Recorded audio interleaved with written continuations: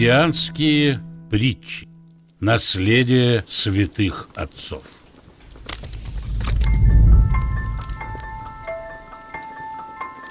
Работа двух ангелов.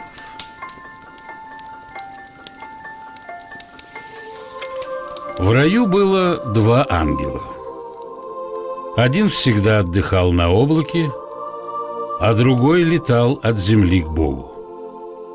Отдыхающий ангел решил спросить другого: «Что же ты летаешь туда-сюда?»